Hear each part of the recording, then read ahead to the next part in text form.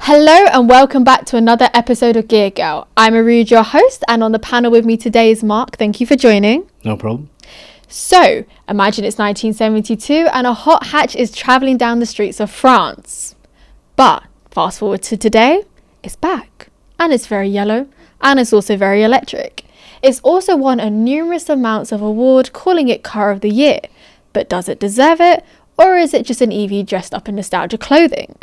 So Mark, taking it back to 1972 and having a look at its predecessor, how would you say the new Renault 5 plays homage to its predecessor? Well, I'm not quite from 1972, albeit I sometimes feel like it. My experience is probably more with the 90s version of the Renault 5. I did drive one, albeit not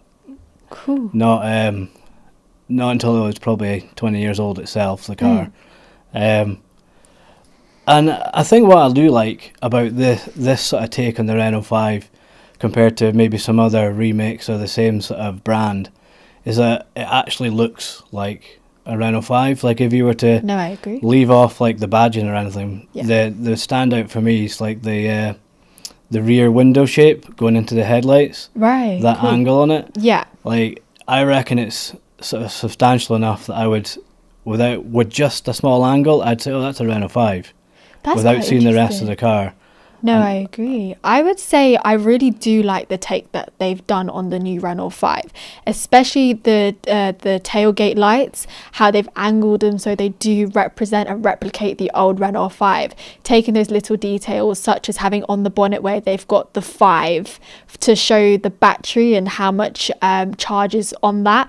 Essentially, they've replaced that with what the grille would be on the Renault 5 for the 1972 version. So I really do like how they've really thought of these small details and really just taken a car and really pumped it with personality and a lot of character, which I do find in a lot of EVs, they're quite cold and clinical. They don't come with the sort of personality or that pop art funk that this car does have. Yeah, well, I've not driven one, so I can't comment quite yet on its personality. But it is electric, so I do sometimes question the personality an electric car would have. I do agree with that. I think it's a little bit quiet when you drive it, as of all electric cars, they are quite like that. But you said in 1990, you drove the Renault 5. With the driving experience, how did you find that? Well, I was quite young when I drove it. I was probably 18 or 19. Right. So it wasn't 1990, but the car was from 1990. Oh, I apologise. 1994, I think it was. The car was from. So just adding a few years on to you there. That's all right. Yeah, I did say I was feeling old. Well, so it was well run in. It was well run in, and it was very light. I remember it feeling very floaty, but incredibly fun. Nice. Quite noisy. That's what you like to hear. A good noise. Well, the outside I could hear everything. Ah, right, okay. So so I wouldn't say it's a motorway enjoyer car, but that's also not. So the wind would definitely get to it. Yeah, but it wasn't designed for that. No. But yeah, it's probably a hot hatch. Sort of like not peak, but certainly like it's up there. It's up there as an experience. I would have thought. What's very interesting, it was very, very popular back in France. So it was essentially in 1980, it was like the Mini. It was circulating everywhere in France to the point it was one of the most stolen cars in France. Really? Yeah, well, I'm not surprised actually. Those doors were pretty flimsy. So I guess some people were having a bit of a time trying to get in and take them for a bit of a ride. Yeah. Yeah. Well, also, like French are renowned for enjoying crashing their cars. Ah. So also I've seen for the first time in person today that Renault 5. Yeah. It's not the sort of car I think you could get away with crashing. I don't think it would suit a dent. I don't think it would. I think especially with the way it's so bright and vibrant, it really attracts attention. So it's definitely a car that needs to be looked after. I do agree with that. The one thing I would say we're just talking about the specifications of the Renault 5. It comes with either a 40 kilowatt battery or a 52 kilowatt battery. And essentially with, I would like to mainly predominantly focus on the 40 kilowatt battery, and the range in particular with the model would be the Evolution, which is the base model. So with the base model, it starts at £23,000, and with the European Car of the Year award, which is one of the awards that it won, the judges on that gave points and awards for the price. That is very affordable. However, I would like to also bring in some other cars to compare it to, and one of those cars would be the BYD Dolphin. That's a car that starts at £26,000 for their base model. What would you say are other cars that could potentially compare against the Renault 5 that could have won Car of the Year award? I don't necessarily know about exactly 100% brand new ones that would probably compare, but I think a lot of the manufacturers are already coming out with Yes. with quite desirable already pre-existing models that maybe aren't like off the shelf mad, but simple things like some of the new like Audi A1 electrics, even like the Vauxhall like Adam and all these that are coming out as electric. These are all in that sort of sphere of like that's what you maybe be comparing it to when you're going to buy one. I don't actually know the range of all of them. The range for the Renault 5 is on the 40 kilowatt battery. It's only 192. 190. I thought it was about 160. Maybe I read that somewhere. Interesting. But the only thing I would say that is under the conditions of when it was tested, which is the WLTP. So essentially, when the Renault 5 was tested, it was tested in optimum conditions. So it's not factors such as driving conditions, driving styles, even load. They're not factors which are affecting the range. If I was to think of, we are going to be taking around 30 miles off that immediately, just as a general standard, because of course everyone is not driving in optimum conditions. And then to think of winter driving, and then driving with loads and all those other factors, are we really talking a car with a decent amount of range? Because I'm thinking this, if I'm thinking really subtracting all that, we've got maybe around a range of 140. If I'm generous. The only thing I would say with that, I'm a little bit skeptical with, I can only do city driving. I'm only going to go to the takeaway and back. But I think looking to buy something like an electric car, and particularly a small electric car like that, anybody would probably consider what do they actually drive in terms of distance and where. Yes. And I bet you there's plenty of people out there that barely do 160 miles in a week. Possibly so.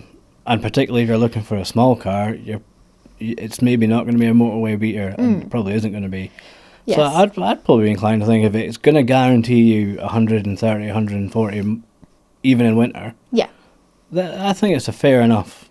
And for the price, with that price, I think is a really fair price for an electric car to come in. Yeah. Particularly since it's very good looking. Yeah.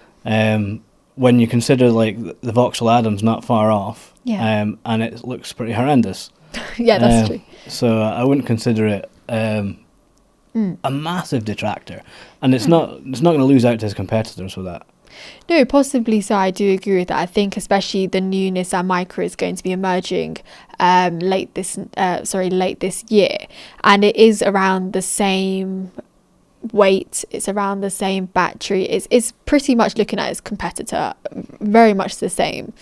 So essentially with that, the only thing I would say with comparing it to a petrol car of Renault, which is the Renault Clio, and the Renault Clio for their base model starts at £18,000. So we're looking around £5,000 less. So with factors like Car of the Year, I understand the Renault 5 is a very, very good looking car. It's a very, very nice looking car. If I compare it to its competitors such as the BYD Dolphin, the BYD Dolphin with just city miles will do 311 mile range, again with the WLTP, but essentially the other factor with that is £26,000 starting. But you would get other factors and elements which you wouldn't get with the Renault 5. Things like on the base, you don't get heated seats, you don't get a heated steering wheel, you don't get adaptive cruise control. You would get adaptive cruise control on the BYD Dolphin. So all those little factors, such as I mentioned previously about the 5 with the charging that shows the battery, you don't get that on the Evolution. Yeah, but I suppose it's something maybe that has been very well considered. Yeah. That if you think like Renault, so I think they're Zoe. Yes. That was their first electric car? Yes. And that was a brand new car from Yeah. absolutely nowhere. And then their next real big release, also they've got like the Capture and all that, but they're Yeah. again new vehicles. Yeah. They've decided to go for a small hatch Yeah. that carries the name of an old vehicle that Yeah. probably is at about the time when most of the initial sort of electric car skepticism has probably passed. Yeah. And people that would probably attract are maybe somebody like my mum who might actually go, I tell you what, I would fancy an electric car now. Oh, I used to like the Renault 5 and now she can buy a new one that's electric. Yeah. So there's maybe quite a strong market for that. Interesting. And then she's not going to be interested in adaptive cruise control and Apple CarPlay and all those sort of things. Right. So maybe that's a strong market testing that they've managed to find, that maybe they don't want to add those things in for. There may be a gap in the market for it, possibly so. That's very interesting, actually. It's a point that I actually do appreciate, that it is true that maybe those who've grown up with the Renault 5 in the 1972 are actually able to now adapt and come to the new 2025 Renault 5. Would you say that it deserves Car of the Year award? So I always have a very strong skepticism Yes. about any of these car awards. Yes. I'm not entirely sure of how much of a public element there is. I'm sure there's definitely some. It's normally strongly influenced by Yeah. motoring journalists. Yeah. And I think sometimes they are, wishful thinking rather than so an idealist rather than something that actually is practical. And given that it's not maybe got all the gadgets, so maybe it's not the most desirable car for everyone, but in terms of its practicality, I think it is. And particularly seeing it today, it's actually quite a nice size. Yeah. So it meets a small car spec. Yeah. So I'd be inclined to say that I haven't seen anything that I would change my mind to say that it doesn't deserve it. I would say, personally, if I was to split the Renault 5, I would put it into more the category of it would deserve EV of the Year award rather than more Car of the Year award. I would say potentially it's a really nice looking car. I think it's a very, very, it's almost a little bit more like of a revolution with the way it looks, with how it's evolutionized with the way it looks. So I really like it. I think it's really going to attract a market, and I really do appreciate the fact how they've tried to link it back to the old Renault 5. However, I would say that there are certain elements, such as driving the actual car itself, I don't think it's a very smooth drive. I don't think it's one that I was really wowed by the driving experience. Again, with the steering, I had the steering on light and I found it actually quite heavy to steer. And I know that sounds I know that is almost like they've tried to reflect it driving an internal combustion car, but I think if anything, it's a little bit uncomfortable to drive for that degree. The other factor I do want to say is the reverse car parking camera. Looks like that maybe VHS has got better quality than the reversing camera. Right. Okay. Yeah. So these are big factors. I agree. That I suppose if the journalist has driven these cars well, that they would discover those things. Yes. And sorry, another factor I do have to say, which is very important, the seating for the passengers at the back is atrocious. I cannot fathom that. I set the seat so it was my usual driving position, and I went to go sit in the back, and I went when I sat in the back, I couldn't even place my feet flat on the floor. It's that tight. So essentially, in the old Renault 5, it didn't have back doors. It was a 3-door car, and essentially Renault have tried to mimic that by hiding the door handles and integrating them within the door. However, what you're finding is, because they've tried to build the car on a small chassis, essentially they've tried to squish the battery in and do it because they built it on a small 8 ampere platform, and by doing that I think they've lost a little bit of space for the passengers. I mean, if you don't really care about your passengers, it's fine, they can suffer in the back, but if I was a passenger, I think I'd care a little bit about sitting in the back of the Renault. Yeah, I suppose. But you maybe don't want passengers, because one more passenger is probably another 10 miles range. That's true. We've got to think of sacrifice on that one. Yeah. But my scepticism still stands over this awards like that, when you consider that you said for maybe EV of the year, but maybe not car of the year. I agree. I think it would be unbecoming if the new world of cars gave it to a combustion engine car of the year to the past. Yes. So I suppose the award had to go to something that represents the future.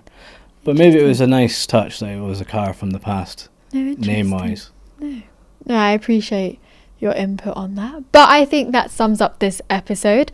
Thank you very much for listening. If you essentially feel that you like to drive in style to the shop, but may have a little bit of a panic if you've got enough range to get back, maybe the Renault 5 is for you. Thank you very much for listening, and we'll catch you on the next ride.